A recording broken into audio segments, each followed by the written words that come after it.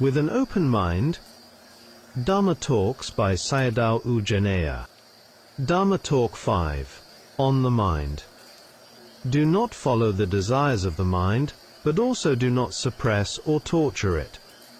The mind takes pleasure in unwholesome objects, and will never free itself from sensual pleasures by following desire alone.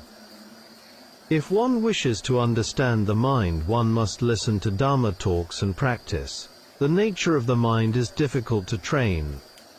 It is accustomed to roaming among sensual objects and is quick to react. One cannot train the mind lightly, one must apply greater effort. Practice must be forceful and consistent. Always examine one's own mind rather than the minds of others. One must teach and exhort the mind through samatha and vipassana. This is the middle way, which neither follows desire nor suppresses it, avoiding both hedonism and extreme asceticism. Otherwise the process becomes short-circuited, failing to continue through contemplation of arising phenomena. For example, when greed arises and indulgence follows, imagination chases after desire and defilements increase, as is commonly seen in the modern world.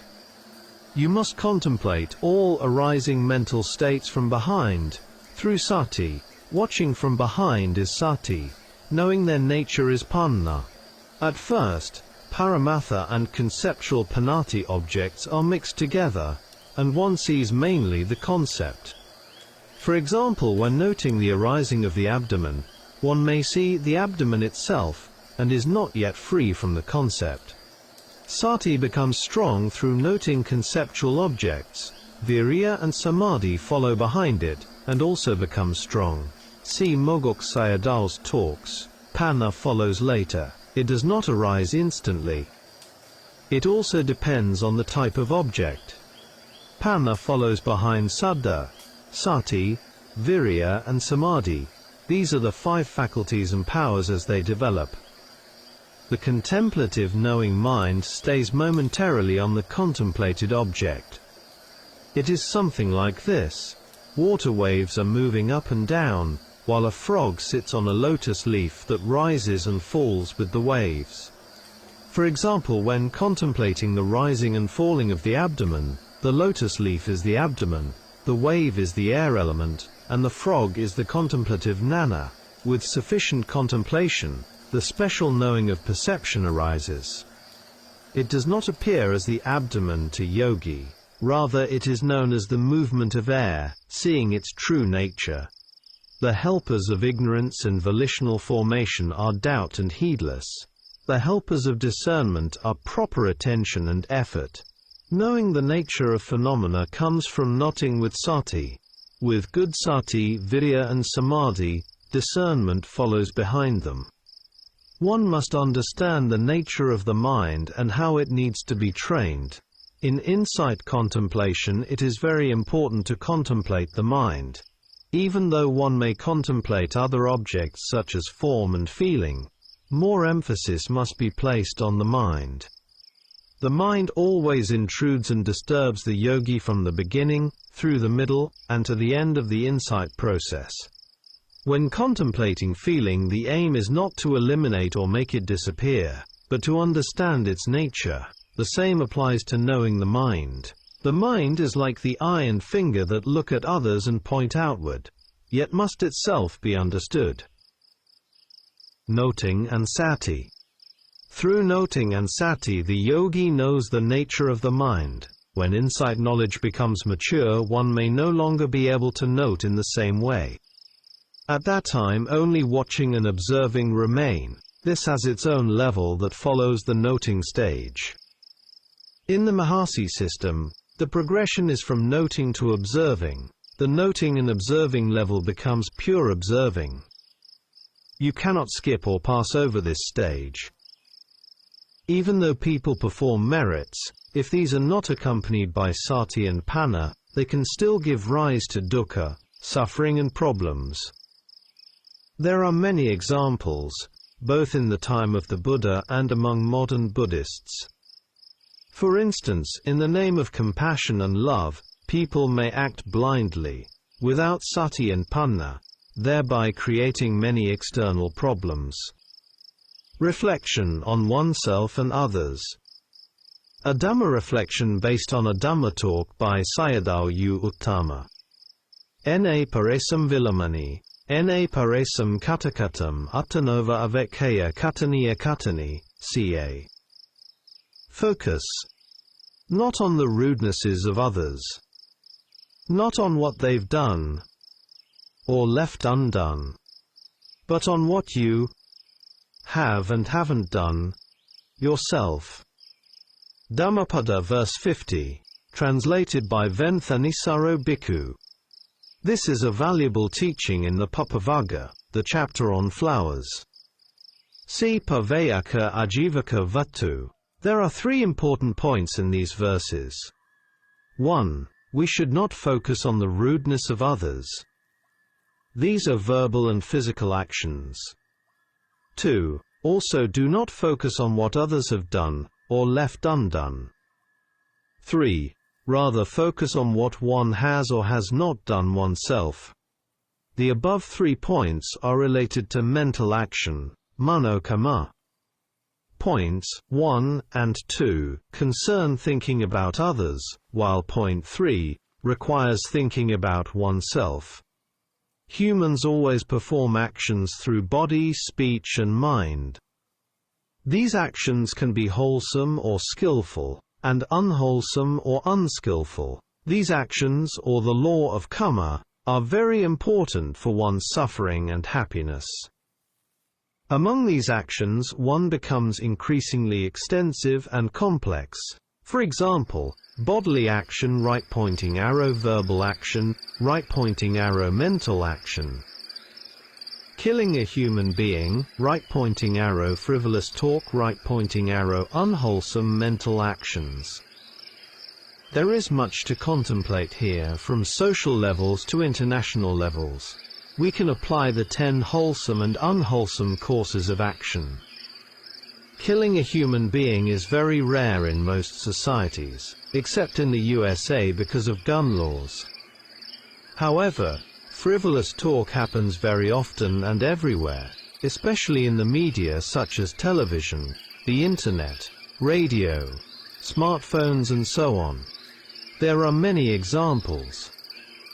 Most human mental actions, thoughts and thinking, are related to unskillfulness or unwholesomeness. This may be one of the main reasons beings are mostly reborn in the 4 woeful planes of existence, apayas. With wrong views come wrong thoughts, all kinds of thoughts, which lead to wrong speech and bodily actions of all kinds. Therefore, Dharma education, or Buddha's education, is the noblest and best education for human beings. Only through the Buddha's teaching can humans have right view and follow the right path. Otherwise, humans usually hold many kinds of wrong views and follow the wrong path, constantly increasing kilesas and harming themselves and others, even nature. Why do we suffer in our minds? Because we think for suffering. But if we think for happiness, we will become happy, as in the Dhammapada story of verse 50 about the rich lady. We have wasted our time by thinking about others, and created much unskillfulness than developing merit. We have neglected our precious time and opportunities by thinking about others.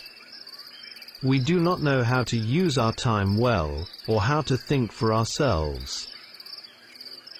In the world, we are not alone.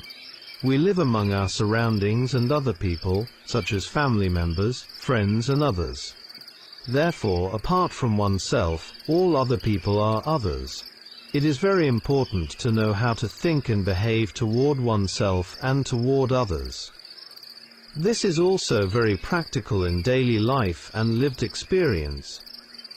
Therefore, the most important point here concerns one's own true happiness, how to have proper, appropriate and wise attention in all situations. This protects oneself and also protects others. and vice versa. This is also related to directing oneself rightly, as taught in the Mangala Sutta, which describes the most important blessings or protections in this present life and in future lives to come. The well-known Burmese monk, Thapyakan Sayadaw, instructed us to follow these teachings and practice accordingly, as taught in the Ambalathika Rahulavada Sutta, Majjhima Nikaya, Sutta number 61. The essence of the instruction and practice is this: before engaging in mental, verbal or bodily actions, we must first reflect on whether the action will be beneficial or harmful to oneself and to others. Mostly when we focus on others, kilesas increase. When we focus on ourselves, kilesas decrease because knowledge arises. To support these points, I would like to refer to two Jataka stories.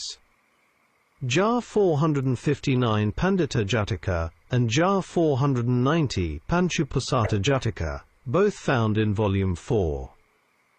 To focus on oneself is to understand oneself. This is Dhamma practice. To focus on others is the way of the world, which leads to dukkha, because we become lost in the world. The Buddha taught 10 reflections for monks. Among them, there are 3 reflections that relate to everyone, and we should often reflect upon them. These are: I must be separated from everyone and everything that is dear and agreeable to me. I am the owner of my actions, karma. I am the heir of my actions. I have actions as my origin, actions as my relatives, actions as my refuge. Whatever action I do, good or bad, that I will inherit. How am I spending my nights and days? These reflections should be contemplated again and again in our daily lives. They lead us toward wholesome directions. If we add another 2 reflections, we will have 6 in total. I am subject to aging. I cannot escape aging. I am subject to illness. I cannot escape illness. I am subject to death. I cannot escape death. See Sutta number 48, Things, Book of Tens, and Sutta number 57, Themes, Book of Fives, both in the Anguttara Nikaya. Dhammapada verse 50 can be related to the group of princes to whom the Buddha addressed his teaching. They were searching for a prostitute.